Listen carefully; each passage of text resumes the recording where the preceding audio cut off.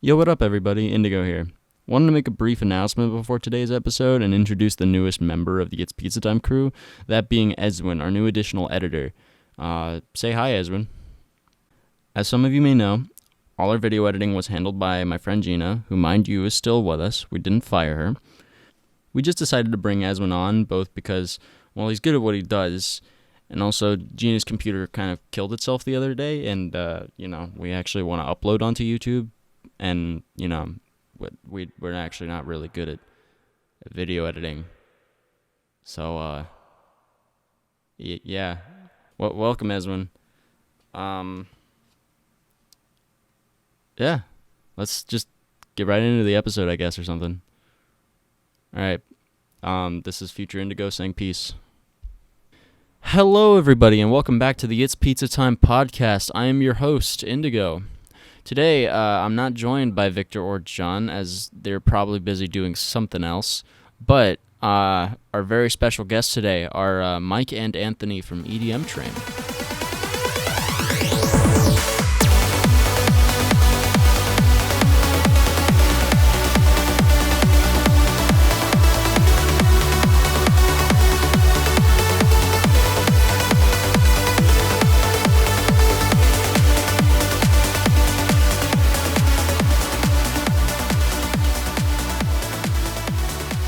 Hello, how are you guys doing?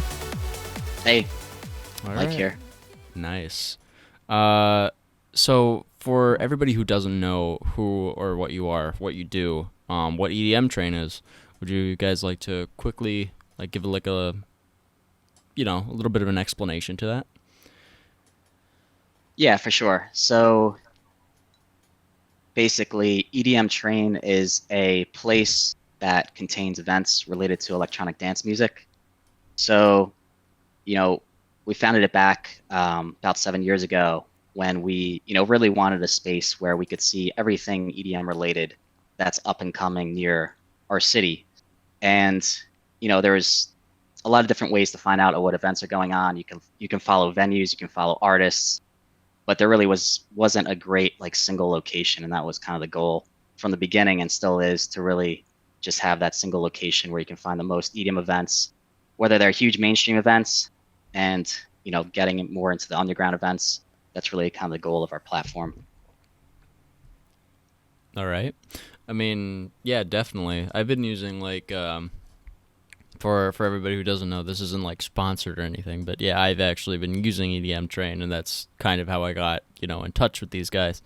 We appreciate that. Yeah, through the use of your platform, and I can honestly recommend it wholeheartedly. I found so many shows to go to just through your site, and that I know I wouldn't have found otherwise. So, Yeah, that's amazing. So yeah, thanks. I guess we'll hop right into the first question of the I was about to say evening, but we're recording this it's 11 in the morning. I'm actually tired. I woke up what,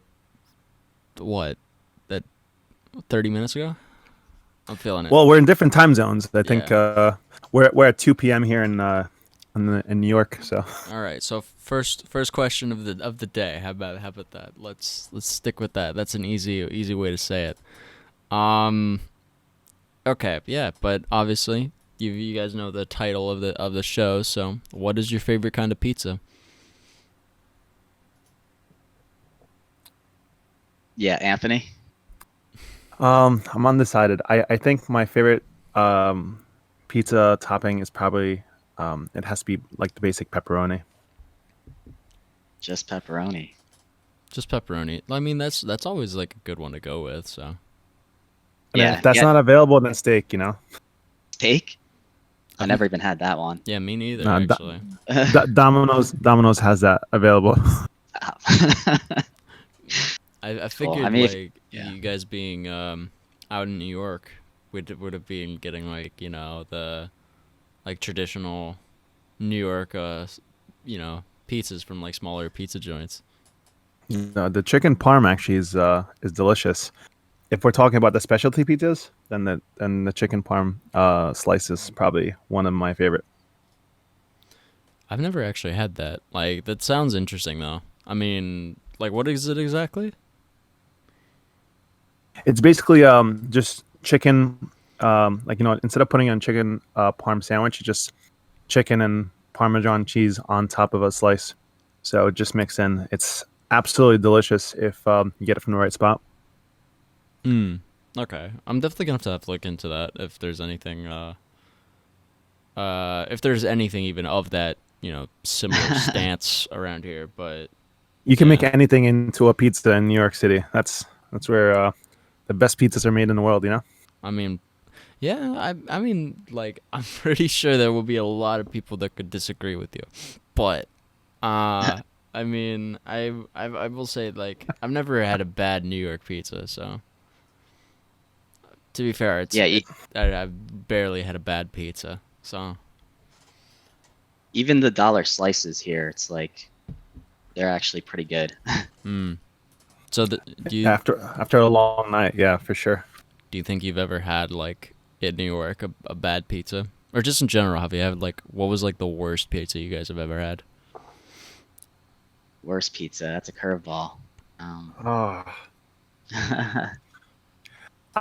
Honestly, I don't think I've had like really terrible pizza. Like some of it just a little bit too oily, and that's just annoying. But I have bad pizza. No, nothing comes up. Hmm. Hmm. Maybe Papa John's. I don't know. Ooh. just taking down a whole franchise, huh? I think anything with that has like not enough sauce, like if it's just cheese, then it's just it's kind of Yeah, plain to me. the sauce is like the integral, part Yeah. of it. It's like everybody thinks it's like, oh, it's just the cheese and the toppings. No, you No, can't have either of those without the sauce. that's right. I can Yeah, have sauce and bread before I have cheese and bread, I feel like. yeah. I know, like for me in particular, the worst pizza I ever had, was when my dad when I was like a freshman in high school, my dad took us to like Cuba for a week for like winter or something, and they had the restaurant that we went to, they offered pizza, so I was like, okay, cool, I'll try that.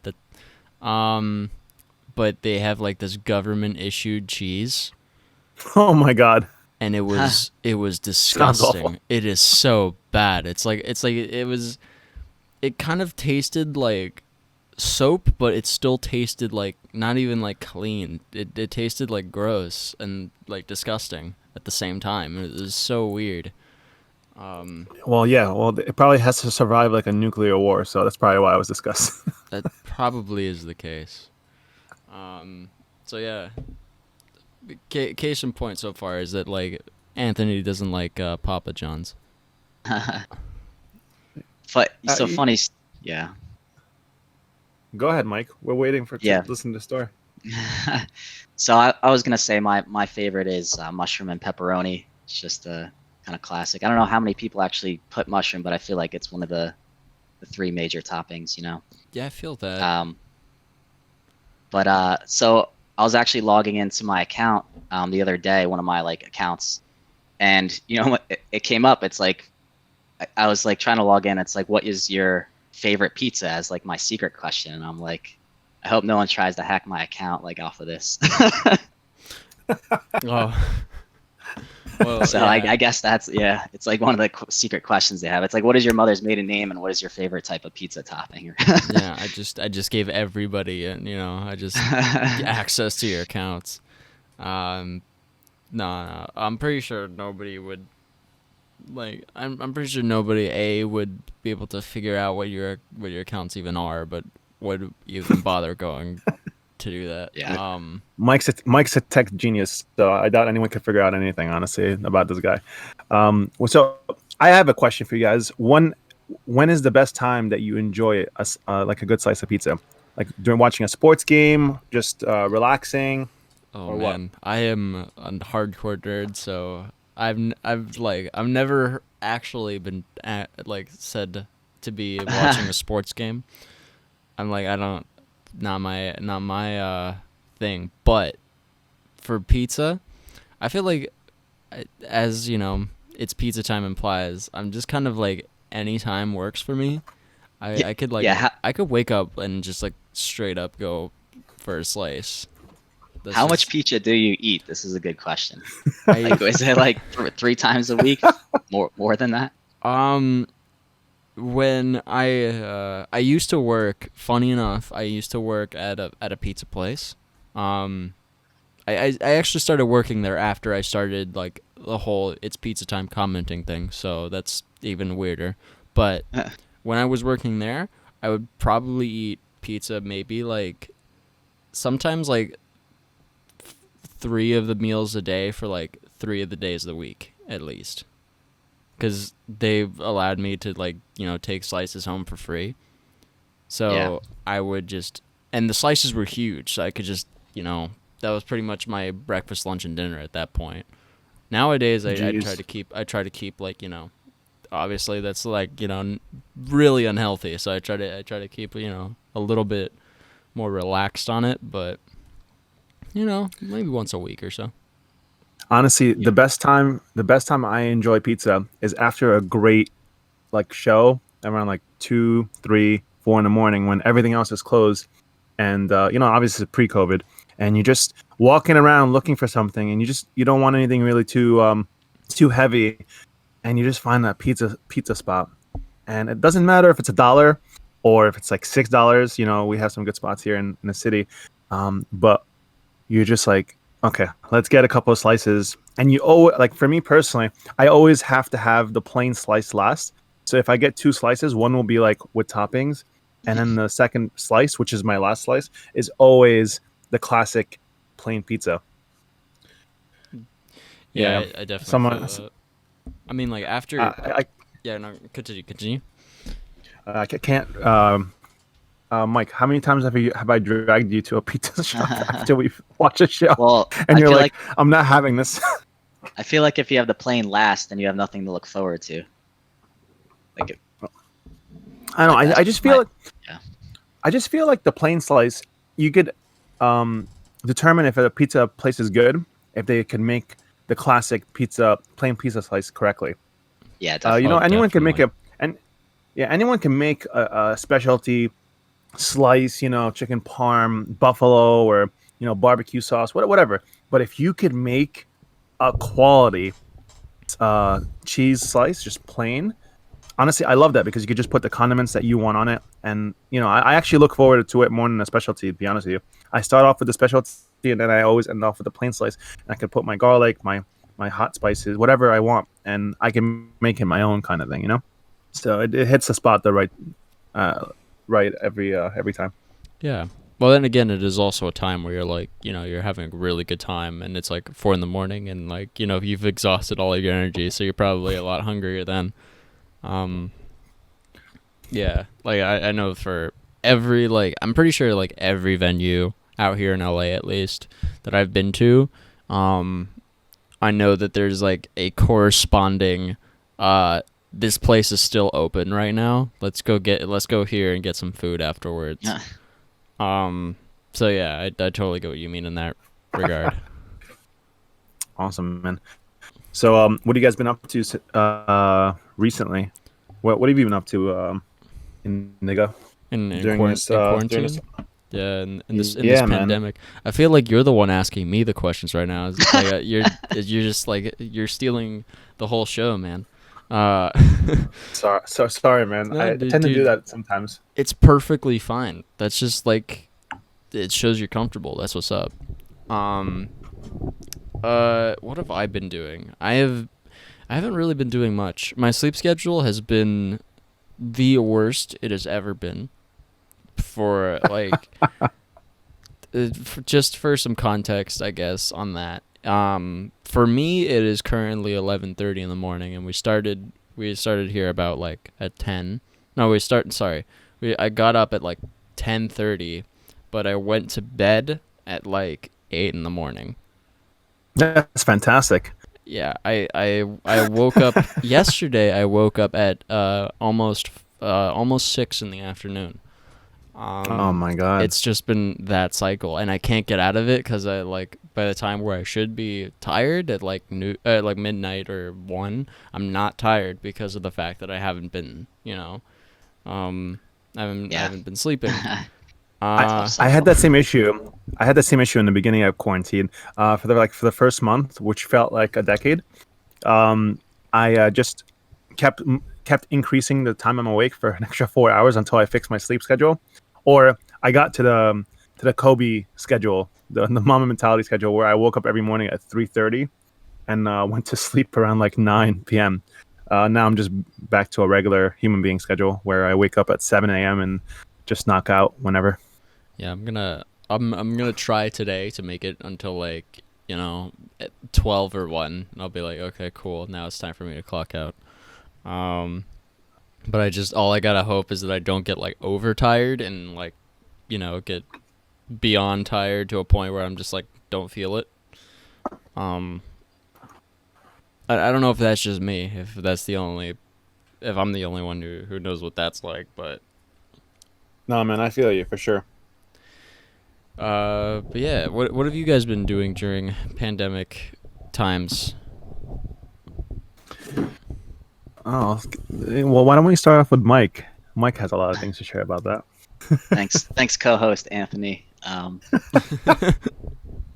Yeah, so I don't know. I mean, mostly, especially like recently, I've started to look into DJing and how like just like very, very basic just music theory stuff that like what exactly is going on when all these DJs are up there. And it's really interesting, honestly, especially after watching all these live streams. It's like, well, if I can't go to a club, might as well like bring it to our own place. So that's kind of a lot of what I've been looking at right now. Yeah. I'm looking forward to his first show, to be honest with you. Yeah, I mean, Well, yeah, no, continue. yeah, that's it. Go ahead.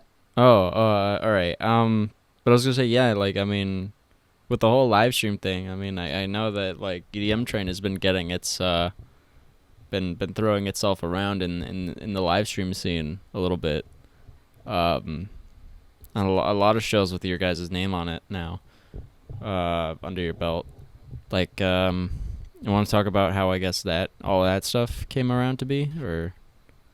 Well, recently we've been just, when COVID happened, we quickly transitioned to working with like different artists and starting live streams, as well as allowing people to add live streams onto our platform.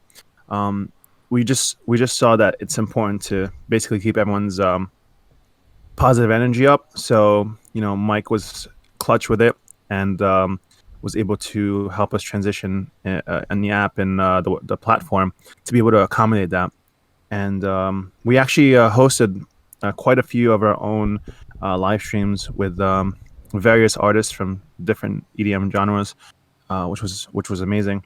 And I'm actually looking forward to having Mike do a live stream soon. We'll just have to hold off on that until he's ready to tell us a date.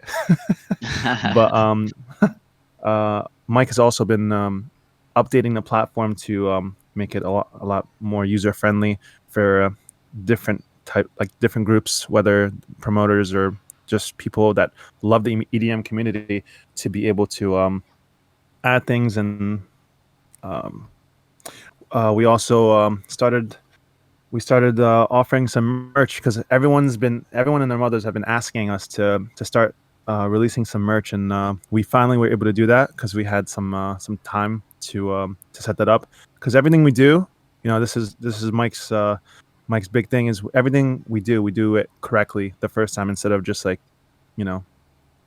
doing it wrong and then fixing it. Yeah. I mean, that's definitely a good way, to be thinking about it, rather than, like, obviously you want stuff to be perfect the first time. That was kind of like, how when we went about setting up the show, we didn't want, like, a show that was completely trash. Like, we're not great at it by any means, so it is not the best, but hey, it's like, it's not garbage, and I'm proud of that. But yeah, you guys have definitely been doing well in the merch sense. Yeah, I mean, the two things that I have of stuff that you guys have sent me have been like really, like I wear them like regularly, because I mean they're actually comfortable and they I look appreciate nice. that. So Yeah, it's awesome. Just see the new stuff that we have out. We have like maybe like 20 different designs now. That's awesome. Yeah, I'll definitely like put that link in the description of wherever people are listening to this. People could go check out, pick up some nice gear and wear it inside responsibly and not, at shows probably. Yeah.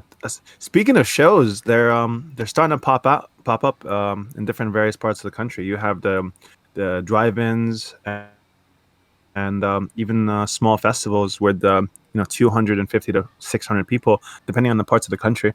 So things are coming back, and hopefully everyone does it responsibly. We don't want to have different shows that are popping off and then just like starts the whole pandemic over again, or Yeah. anything like that. But we're starting to notice a lot more in-person shows, not in New York City or LA or anything like that, but in different, like in the center parts of the country, like Ohio. We're finding shows, some places in Texas, and just random places. Canada is getting a lot of in-person shows because they're not adding as many cases as the U.S. is. Yeah, they're by pretty any much, means. So. Yeah, they're pretty much done with like the pandemic at this point. Yeah, yeah, man. I looked them up, and they're still at 120,000 cases, when we're adding still like 25 to 30,000 cases a day. So, they're doing something right. So if they want to host shows, it's pretty safe. Definitely, I'm like good on them actually for like I know that I'm pretty sure that there was like a couple days where like their total new cases in the day were like even less than like 100 or something Than our like New that. York cases. Yeah, yeah. It's Their highest, I think, was I think like a regular state's lowest. It's pretty ridiculous. Yeah, like I mean that's I'm not too surprised. Like Canada's I guess the population isn't as dense, and Yeah. population isn't as dense, and like I mean probably it's colder and maybe that has something to do with it. But I mean honestly, good on them for being smart about it. Like I mean I know we don't talk about drama on the show or whatever, but or politics or whatever, but that like there've been people here that have not been doing everything very wisely. Yeah, but well, the great thing is shows are starting up again. Live streams are there, and artists are taking their time to come up with some original content, and that's awesome. And during this time, we've actually made some great connections with a lot of various artists and different management teams, because they needed to figure out what they were doing, and we reached out to them, they reached out to us, and it's like it just shows how strong this community is, because people just didn't want to turn off the music for 6 months to a year. They wanted to keep it going no matter what, and the live streams have just been continuing to go. I know we've watched a bunch of them. What about yourself? As in like what do you mean? Like Have you been watching live streams and keeping up I? with the Yeah. Well, for the most, like yes and no, because it's like I don't know. It's like sometimes it's like it just doesn't have like the same vibe, I guess. So I don't. It's just if I do somebody's room. Yeah. So if I do, it's not like I won't divert all of my attention to it. Like maybe I'll have the live stream going on like a separate tab, and I'll be working on something else while I tune in. So because I do love live sets and mixes and stuff like that. Honestly, it's like the closest you can get to a live show without actually going live. So and I do love like the whole mixing process and stuff like that. So but yeah, I'd say like I've tuned into a bunch at this point. I try to keep invested. I have been tuning into a lot of the artist streams that aren't that aren't show related. So a lot of like, production streams and a lot of, Oh, that's cool. artists like just artists like just playing games for fun or something like that.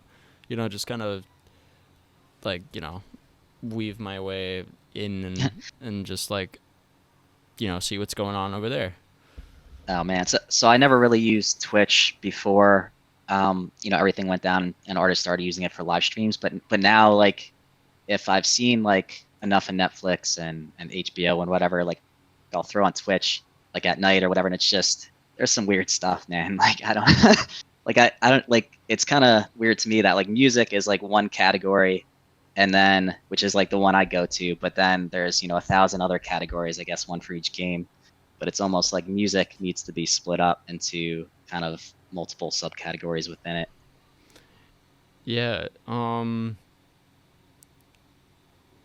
Sorry, I like blanked out for a second. But yeah, I get what you mean. I do though think like I'm really glad that I got invested into electronic music because it's like it is a genre that is a lot easier to do live or to do live streams with than I think any other genre. Because Yeah, it's like it's already all pretty much, it's all done through machines already. You don't have to like you figure don't need anything your else full out. band with you like Yeah, while you're yeah. live streaming. Yeah, especially now. Yeah, definitely. Which I think is probably also the appeal of why people like, making the music in the first place. I know we talked to Infinite on the show not that long ago, and he said like that was part of the reason why he got into making dubstep and stuff like that is because he didn't need a band. He didn't like Yeah, you don't need to depend on an entire group of people to like either show up for practice or to learn their part. You just do it yourself, which is definitely like a really it's definitely like a reason I didn't think about, but like the more I think about it, I'm like, oh yeah, that's accurate. For sure, for sure. yeah. So I think like yeah, obviously that's the way you can start. You can get really far with that, and then if there's some way to loop in live instruments, I feel like that's kind of also becoming kind of the future. Obviously not everyone's gonna have live instruments, but I think more and more to differentiate yourself. Like I love Goldfish. Sam Um, Felt, yeah, Sam Felt with his live band is just some of my favorites. amazing. It's definitely magical. Yeah. Actually, I think the last show that we were trying to go to in March got canceled. The day of was actually Sam Felt. That was definitely a bummer. Oh man, I feel that. Like the last show I went to was Nightmare, and I believe it was like the week after that show. I was gonna go see these guys Karma Fields, and they like canceled the show like a day or two before the actual show, and and there hasn't been a show since, and I was really like bummed about it because like this show Uh, was like they're that was in San Francisco, right? no, down here in LA. It was Hmm. the Is was it a like what was the venue? Because I for actually for Nightmare or for the Karma Fields. Nightmare show. Yeah, yeah. The No, for Palladium. Nightmare. Gotcha. It Nice. is. It's a lovely venue. So like, if you guys could ever come out and go to a show, like that's definitely a good venue to be at. Um. So Hey, yeah. yeah. Hey, so I got a question. All right. Let's hear it. Pertaining to genres. So what I see now, like just from EDMTRAIN, like we're always adding new artists. And I look at like the follower counts, not just on SoundCloud, but on Instagram, Facebook, whatever. And I see a lot of like dubstep bass related artists are just getting so much more follower count than all these other genres. And you're seeing just more and more bass and dubstep artists come onto the scene. And I'm wondering, like just from what I'm seeing, like the next, let's say 3 years, put a number on it, seems like it's going to be a lot of bass and dubstep that's like becoming more mainstream. I don't know if you had any thoughts and if you had that similar perspective. I do think that like bass music and dubstep will definitely be like start start being a lot more, I guess, prevalent, as in like it is, as in it is like it's starting to become a much larger genre than people people are wanting to, I guess, admit. Like at least mainstream, like people that are into like pop and stuff like that don't really want to admit that like dubstep is a bigger genre now. But I feel like we're reaching again like another peak in dubstep's popularity, as in like a peak that hasn't really been around since the Skrillex's Scary Monsters EP, and when like that went completely mainstream and whatever. I think now like dubstep is starting to I guess bounce back is maybe the right term. I don't think it ever went away. I just think it's getting crazy. Every I don't know, just dubstep's just everywhere nowadays, and bass music. That's basically most of what I've been like. Most of the live streams have been bass and dubstep and some trap.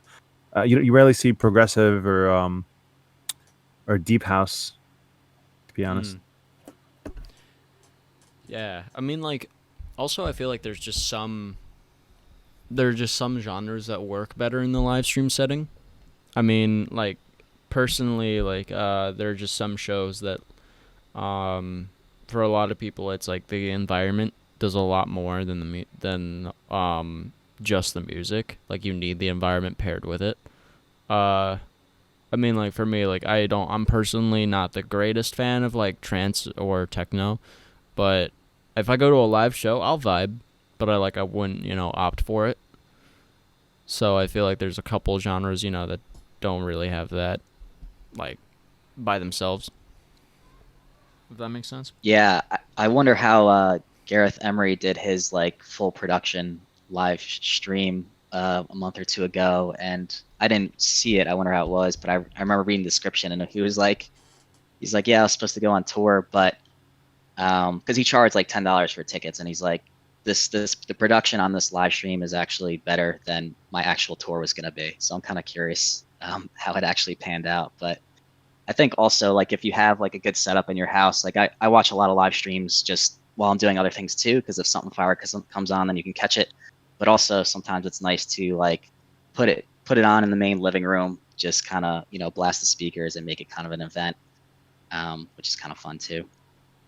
Yeah, definitely. I mean, there have been times. I remember, like, when the whole, like, live stream stuff started. I know Bitbird did, like, a whole live stream set, or live stream, like, little live stream fest that I know I turned my speakers on and just, like, vibed in my room for a while. So, yeah, definitely, I get what you're saying there. Alright. I guess in, a little bit, off topic here. You said like you guys were since you guys have been like I guess involved with the scene for a while. Have you guys ever did you guys ever like think about wanting, or did you guys ever want to make your own music, or was that something you guys ever thought about doing? That's all Mike right there. So make our own music. Yeah. So that's kind of like just jumping straight into production without knowing, kind of like I feel like it was a bigger step to jump straight into production than to jump into DJing and learn, what professional soundtracks that are already out there, how they're constructed. So that's kind of why I jumped into DJing a little bit first to see how that is. But ultimately, I would like to produce like a 6-track EP, see if it gets a response, and if it doesn't, then either try it will get a response. It will get a response. Well, I mean, right. whether it's good or bad, it will get a response. I promise. So, but yeah, that would be awesome just to, just to be able to put something out there. And when you are DJing, to actually play some of your own stuff in the mix, because that's really what sets you aside. Other than like, obviously, like there's some really great DJs out there that can do all sorts of beat matching and tricks, but if you're able to introduce some original music in there, I think that's how you can really build an audience, because that's how they know you, through your original music. Yeah, I definitely know what you mean. I feel that it's like, you know, I'm a little interesting seeing as you're thinking about DJing over like would be easier, you know, an easier stepping stone than production. It's we talked about this with another guest, but it's kind of like interesting to see. There was like some, I guess, some, you know, like some, I guess, difference in I guess around the turn of the millennia, where, I mean, a lot of people that were born like in the 90s are you know, before then started with DJing and progressed into production, but a lot of people, you know, born like in the 2000s and afterwards start with production and, you know, progress into DJing and find that that's an easier route, which, you know, it's a little bit interesting to me. I'm like, hey, I don't know why it's changing. So I think it's probably, you know, access to equipment, because, you know, that stuff is super expensive. But Yeah, I think even, I mean, yeah, now it doesn't matter so much probably what you start with. But like if I look on, you know, my phone at the apps that you can download related to EDM, and like, you know, there's like, you know, just drum pads that have been downloaded, you know, hundreds of thousands or millions of times. Like, I don't know who's downloading these drum pad apps, but like, just to see it get that much response is kind of crazy. So, you know, you might hook someone with an app like that, and then that kind of gives them kind of a gateway to do some more professional production. definitely. Yeah, so I guess, all right. If you guys had to like, let's say you guys did end up like creating a duo together, right? What do you think the genre would be, and what would your stage names be, or like your band name or whatever? Band Wait. name. Wait, you're not What? talking about me and Anthony combining, are No, you? that's exactly what I'm talking about. Let's say that happened. No, I'm more of a I produce stuff on the piano, man. I'm more into that classical I'm just stuff. saying, dude. Hypothetically, man. Like, what would you Hypothetically, like? that's Hypothetically, All right, that's a stretch. if it happened Hold on, tomorrow, I've- like if Excision was like, hey, man, play my festival, and you guys Holy, had to if make something. Excision, yeah, we're basically like, if we played at Excision's festival, we would probably get booed off stage, and I Well, would no longer be. we would Canadian. we would open, so there would be no one. No, but There'd be my no answer one. would be like, I would rap and Anthony would be my hype man. You good with that, Thanks. Anthony? Thanks. I'm not Hey a man, hype I don't know if you've seen the Lil Dicky show on FX, but it is amazing. And for No, whoever's seen that, you know, his hype man, that's his real hype man. That's on the show. Hey man, look, if you want to rap, that's cool. I could just like play some keyboard and, on the piano and make that like go with the flow. So give you a good beat, right. you know. I like some good melodic There you beats under Yeah. rap. Something like, There you go. just throw down like a lo-fi set. Yeah. Yeah, and then I think what Mike's name would probably be Magic Mike or what? Magic Mike. I don't know. I haven't Yeah. thought about my name, to be honest with you. Yeah, I don't know, man. Can you give me a suggestion, Indigo, man? Like you have dude. your name set up. You'd probably be DJ Indigo. I would be I don't know. Yeah. What is the backstory behind Indigo? Oh, yeah. That's a better question. I like that question better. Thank you, Mike. Thank you for redirecting the question that you can't answer. I say how it is. All right. In Indigo, well, like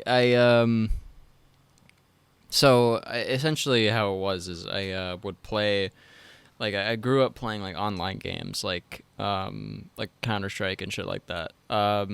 And specifically in Counter-Strike, I would always, you can pre-pick the color. Like each teammate gets a different color, and that's usually what you call them out as, and nobody wants to like read out usernames. And you can like pre-pick whichever one you're going to be on your team. And I would always pick purple, but nobody else picked purple, so I would always be purple. So everybody would call me Purple. Eventually, I just changed my username to Purple, and Mr. Purple. yeah, eventually I just became Purple, and most of my friends, especially my online friends, knew me as Purple.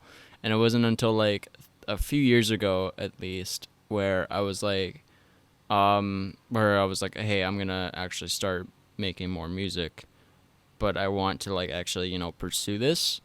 But I'm like, what should my name be? And I'm like, well, my friends were like, why not Purple? I'm like, that sounds stupid. I don't want that. I'm like, I would not go into a stage and say like, yo, Purple. And it's like, it just doesn't sound good. It's a weird word. It doesn't roll off the tongue very nice. And I'm like, too generic. And I was like, but I do like the color theme. So I was like, what's kind of similar, but not really? I'm like, Indigo. And I'm like, okay, well, just fuck around with the capitalizations a little bit. And then there's now it's what it is now, which I actually really like it. I think it's not a very, unique name, but I do like... I like it.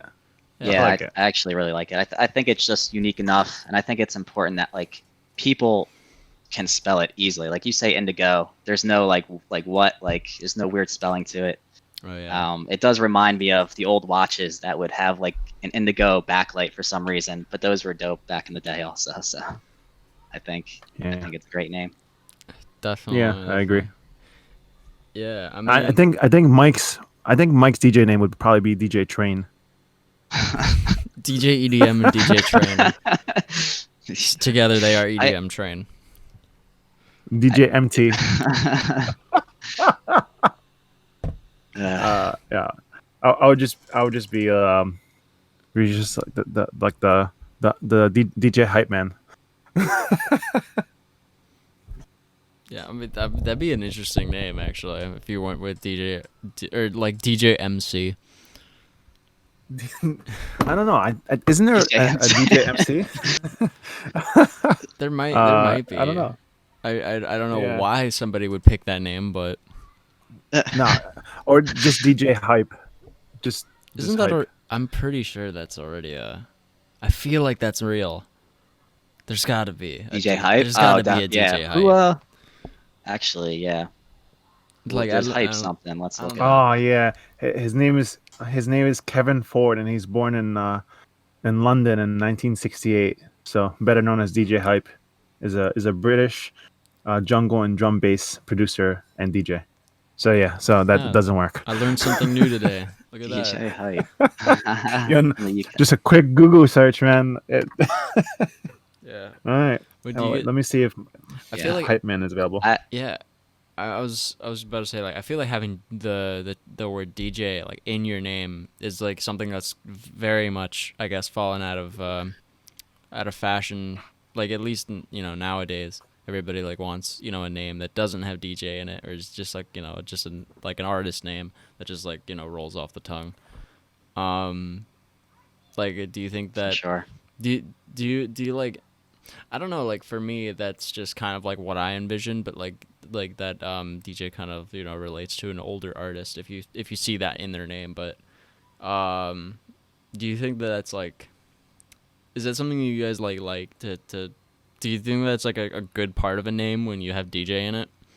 Or... No, definitely not. I don't, personally speaking, I don't like when you just add DJ to every name. Like I think you make it further if you don't have that DJ in front of it. Just because people could start referring to you as an artist instead of like someone that just spins, That's true. Yeah. So I think like maybe this goes back to what you're bringing up before, is that like you probably had people that were strictly focused on DJing and people that were focused more on producing.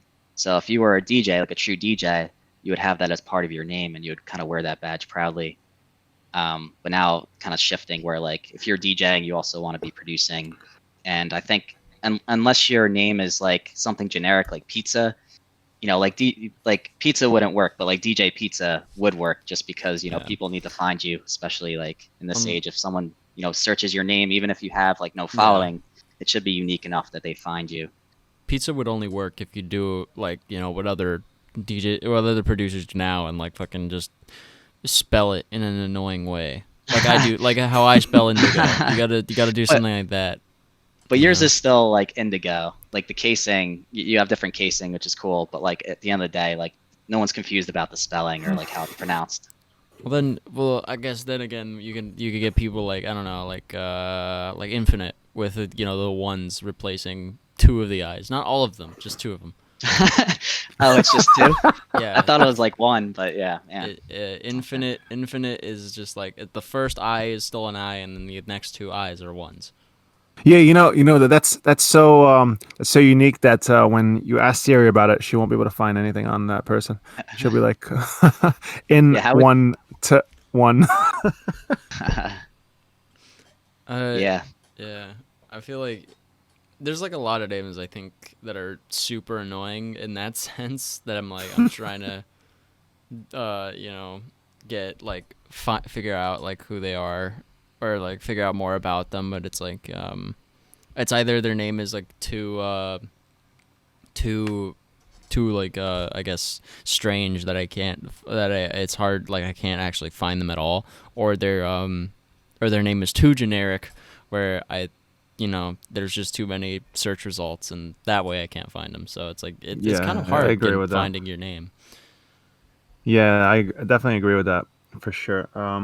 It's just unless you're like an A-list artist, I think it's hard to basically find people that have like a number in their name, unless you get it perfectly right. You know how like Google just fills in something for you? Unless you're really well known, it's really hard to make it unless people know who you are like immediately as they're typing in something in a search engine. Yeah. It's like I feel like that's probably like one of the hardest things to do as an artist, because I mean obviously it's like the artists that we know now, it's like they're pretty easy to find, like, but that's because their names are like easy to look up, but there's probably like hundreds, thousands of artists that just have like such generic names that we're just like unable to like learn anything about. Yeah. So yeah, like I feel like picking a unique name is very important. So I feel like I wouldn't be able to go very far because there would be so many search results, and Google's not case sensitive, unfortunately. But it is what it is. Well, all they have to do is type in "it's pizza time" and they'll find you. that is probably who knows. I've never actually tried to Google myself, and I probably don't want to. You have people like us to do that for you. Oh, please don't.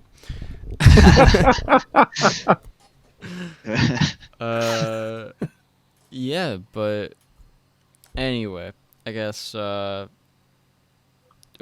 do you guys have like planned for like if you guys have any plans in like near future or further on down the line, like next year, if things get better here? I'll start. So I actually registered to go to EDC in Cancun next year. I'm excited about that. Hopefully it doesn't get canceled. Or I'm sorry, EZoo. I apologize. I messed that one up. Can you guys hear me? Electric Zoo? Yeah, Cancun, right? Yeah. Electric Zoo, Oh, gotcha. Electric Zoo in Cancun. I'm excited about that. Hopefully I get to go to two of them. Go to Cancun and then go to the one in New York City. Which was sadly supposed to be this weekend, this year, but just another canceled show. But maybe even go to if it's still like on. I was actually even thinking about going to EDC Mexico in late February, which is I just want to get in as many shows as possible next year to make up for 2020. Oh man, I feel that like as soon as I turned 18, I was like, LA's like notorious for not having all ages shows. So as soon as I hit like 18, I'm like, I'm going to go to as many shows as I possibly can. And I feel like now that I've even missed out like on so many, I'm just going to be like, if I can go, I'm going to go regardless of how much money I have or where it is or like what I time agree it is, with that I'm going to 100%. go. You can't take these things for granted. Yeah, like definitely not Can't take anymore. these shows for granted. I know that there were a bunch of shows that it's like that I had like the ability to go or something that it's like, but I just didn't. Like I know I was supposed to see like in August I was supposed to see like AU5, and it was just like late, and I was going by myself, and I was like, you know what, I'm just gonna chill with the friends, and I'll like chill with the homies tonight. And I'm like, I wish I would have gone. I was gonna see like there was like one Yultron show that was like, it was a free show, but it was like a Wednesday night, and I had a night class, and I was like, I would have like, you know, had to go straight from class to get there, and I'm like, fuck it. But I'm like, I wish I would have gone, but now I'm definitely gonna, you know, take the opportunities when they present themselves. So you're coming to Cancun with me then? I mean, that's a bit far. that's the only thing, man.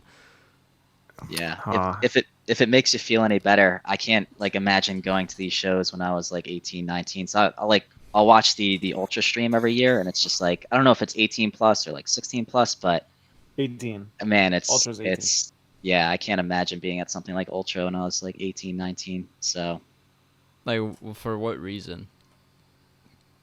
So there's there's just a lot of people that like don't take it that seriously. You don't know how to hydrate properly. You know, even if you're not drinking or anything, it's just like you can still be in like deep in a crowd, like you're getting pushed. If you're trying to get all the way up front, you may not be able to like get out easily. It's hard finding friends. You know, something like Ultra is just such a massive production that it's different than like if you were at like a club where like, you know, kind of where everything is, the exits, how to get out, where your friends are. Yeah. But at Ultra, like it's just everyone ends up splitting up like once the sun goes down, and you're basically by yourself till like the end of the day. Well, that's almost like every festival we go to. Whenever we go to a festival, we always get split up. But Ultra, like, is just. But that's what I'm saying. Yeah, every festival, not just Ultra, but like Yeah. Yeah, but honestly, if there's a festival you want to go to, it's probably like an Ultra, an EDC, an EZU, or something of that magnitude. It just, you know, if it's your first show, you know, go with someone that's experienced in the festival world, and you know, understand that it's okay to get lost. Yeah. Just share the schedules with each other prior, and be like, oh, we're gonna be at the right side of the stage or the left side of the stage, or you know, at 5 p.m. meet at the bathrooms or something like that. Yeah. But that's how I end up finding my group, because I'm a wanderer, so I get lost a lot. Yeah. I'm like the guy that's always lost, actually. Yeah.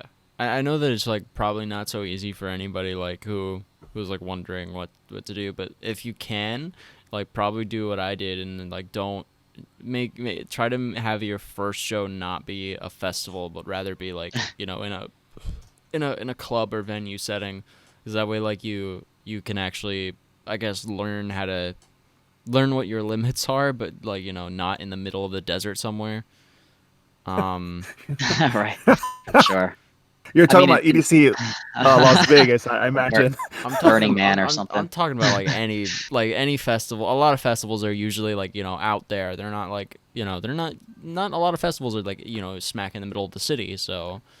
You're like, I'd say, you know, get used to what your limits are with club shows. Yeah. That's how I started. I went to like my first ever show was in like a 500 capacity venue, so it was very small. And I started with, and my first dub show was, you know, my first dubstep show was insane because fucking I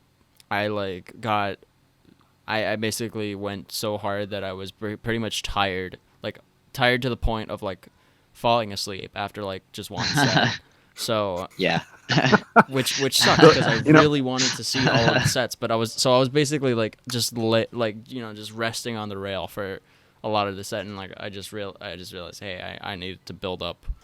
I needed to, like, you know, not go so hard, and like now I know that. So now at festivals I can be like, hey, I know that this is like I'm reaching my limit. Gotta relax a little. Yeah, one thing I learned about myself during shows is that if I'm tired enough, I could sleep anywhere. It doesn't matter how loud it is. I can just fall asleep. That's true. You do sleep standing up sometimes, which is impressive. Yo, the music blasting and I'm just tired. I'll just knock out. It's okay. But I think my first show, I think like 10 years ago was actually an EDC festival. So yeah, I don't know. I guess it's everyone personally. I just whenever I went to these shows, after I started, it was definitely tasking, which you're 100% right on that. It was exhausting, being up on your feet for what, like 10 or 11 hours, and then doing it 3 days in a row. Definitely something I had to like work through. Yeah. But I'm happy it was my first show, because it made me just fall in love more and more with the community and just the music in general. Plus, you just get to meet some awesome, amazing people in these festivals. People are just good vibes throughout the whole place. Like there's no Oh fighting. yeah. I don't think I've ever seen a fight at a festival. But you go to a bar or a club, you'll see a fight here and then outside, sometimes even inside. But just the festival is just such good vibes, and people are just happy, and they're just you know vibing really. Yeah, I don't know, those are my definitely. thoughts. When Look, man, you got me reminiscing, and now I'm upset that I can't go to a festival this weekend. dude, Damn it! I know exactly what you're talking about. I mean, like, I've never met like nicer people at festivals. Like the last festival I went to, I think was, I don't know if you'd count it as a festival. It was a countdown out here in San Bernardino. It was Nice for New Year's. yeah, for New Year's. You went to that? Yeah, Awesome. yeah. And I saw some awesome videos of that. So yeah, that looked amazing. yeah, I knew like I had like I carpooled with someone to get there, and then I was supposed to meet up with some of my friends there, but it's how how like festivals work. Cell reception gets really shoddy because there's Yeah. it's such a dense amount of people.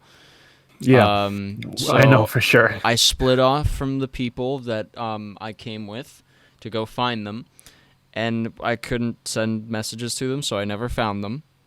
Not the entire night, but I did end up making a lot of friends. Even though I was basically by myself in a festival environment, and I had no idea like who the fuck anybody was. But I still Yeah. made some homies. Vibed out with some people at the Sudden Death Void.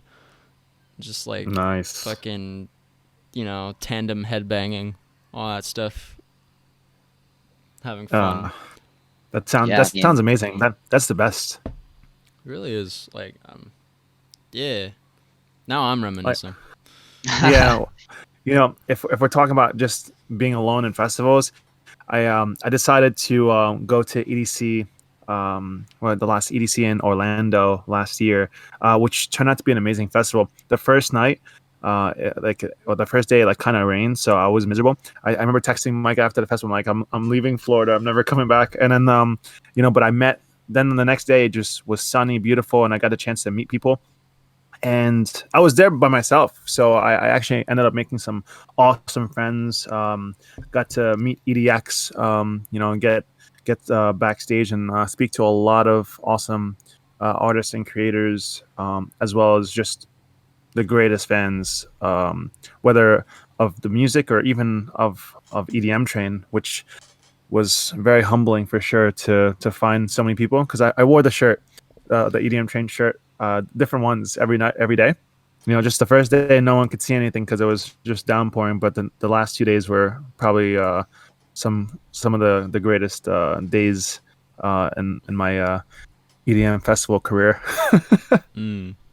Yeah, like I mean, I've gotten I wore like one of your guys' shirts to a show once, and I had like one person come up to me and it's like, oh yeah, I use that site all the time, and it's like not just with your stuff, but anytime I wear any merch, it's always fun. Like when people, like whether it be at shows, or it's even more surprising when it's not at a show, when people come up to you and it's like, hey, I know what you're wearing. It's like I know what merch you're repping, and you're just like, oh cool, somebody else who understands, and you're just like, oh shit, you know what I yeah, mean? that's cool. Especially for them to like come up to you. Like I always kind of want to wear it to like just the grocery store and see if anyone says anything, Yeah. but of course I choose not to.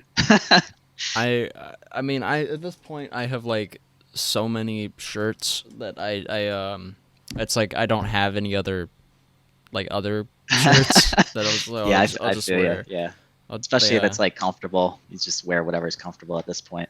But yeah, it's like it's awesome. I'll like if I see anybody wearing any kind of merch of artists that I know, I'll walk up to them and I'll be like, hey, I know, like that's pretty sick. I love that like that artist, and they'll be like, oh cool. Like I didn't realize anybody. I know like a couple months ago I ran into a guy on the street who was wearing like um a monk's long sleeve.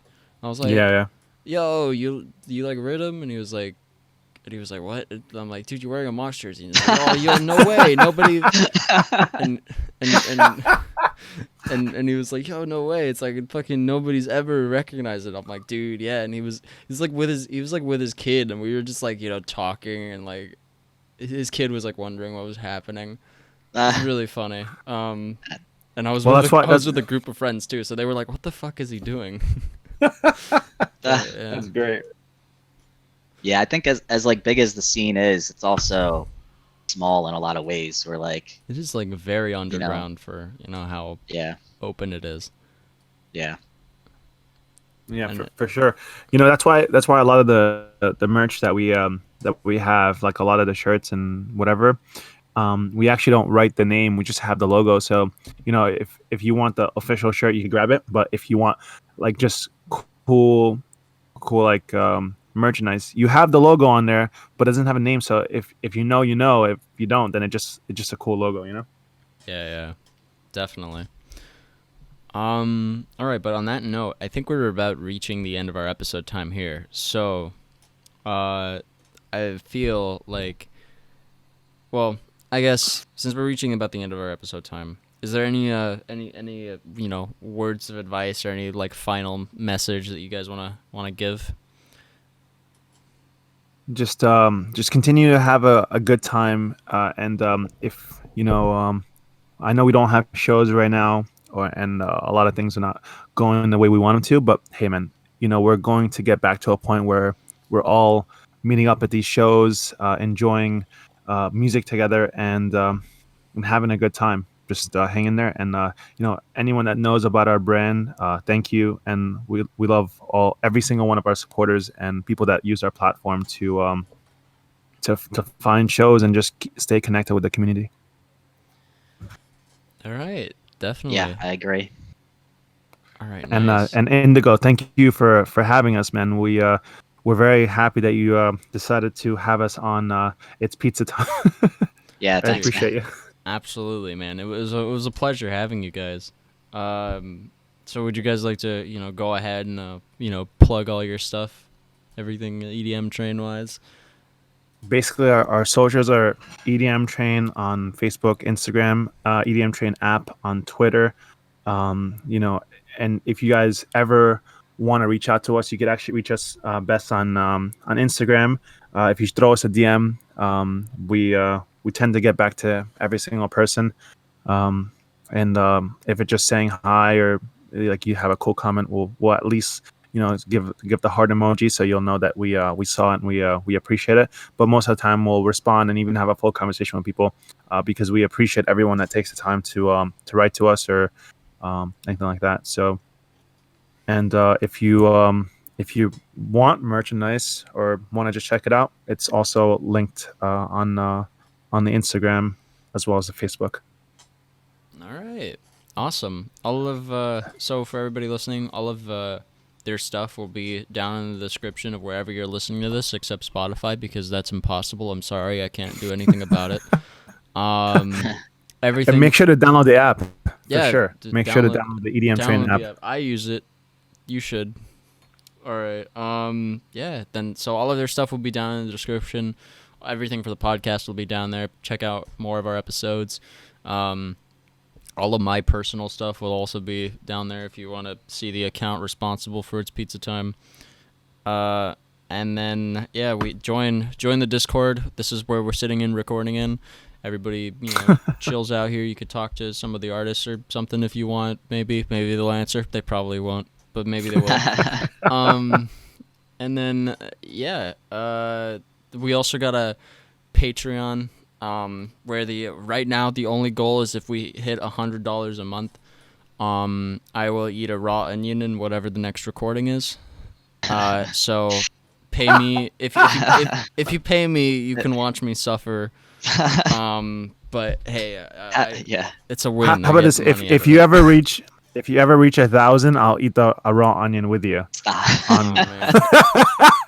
Just invite me in just for that. So if you ever reach 1,000, I'll eat a raw onion with you, and we'll do it on video. I'll here. True. Is it gonna be on video or is this a? No. I'll do it. That will be on video. I'll do it on video, and me and iNDiGO will cry together. Yeah. Well, yeah, but now that's recorded. So if I ever reach it, you can't back out. Hey, but for that month, I get 50% of your earnings. Okay, that's like, bruh. I'm just kidding.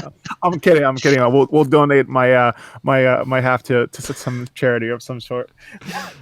All right. Yeah, but thank you guys so much for coming on. Thank you to everybody so much for tuning in. So yeah, check them out. Check us out. And we will see everybody in the next episode. It's pizza time.